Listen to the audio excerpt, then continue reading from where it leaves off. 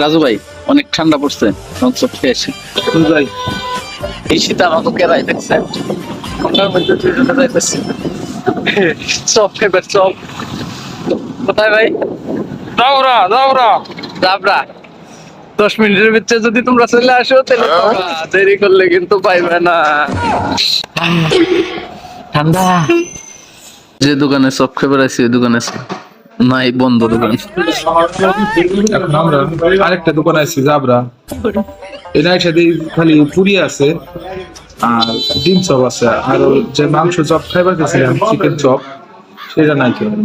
আফসোস ভাই, ঠান্ডা লাগে না গরম? গরম করে না, গরম আছে ভাই। সালাদ মালাদ দিবেন না একটু, কিছু কিছু দেন দেন ভাই। বিসমিল্লাহ। A few moments later.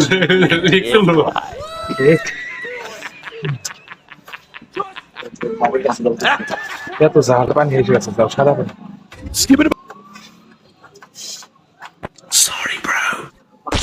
থাকবে, কান্দেন না, কান্দেন না, থাক। একটা উপকার হয়েছে কি জানো, গরম লাগতেছে, ঠান্ডা আর আজকের মতো ঠান্ডা জীবনও আমি এই বছরে পাইনি।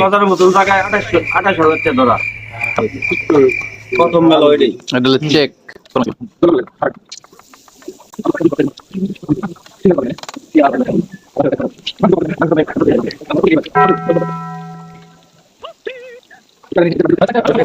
Two hours later.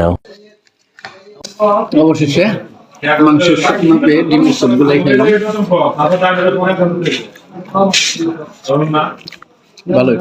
আসলে আসলে আমাকে রিজিকে নাই, আমরা আইছিলাম অন্য একটা দোকানে চপ খাইতে, কিন্তু মাংসের দোকানে, তো ওই দোকানে বন্ধ থাকায় আমরা পাশের একটা দোকানে আইছি, তো একদম নদীর পাশে। ডিম চপ খুবই সস্তা, 5 টাকা পিস নেয়।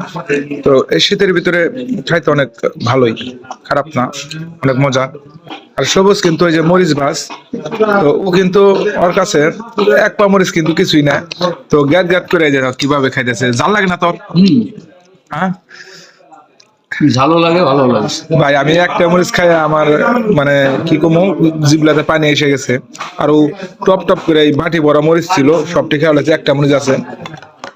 আইরে জাল করে গরম।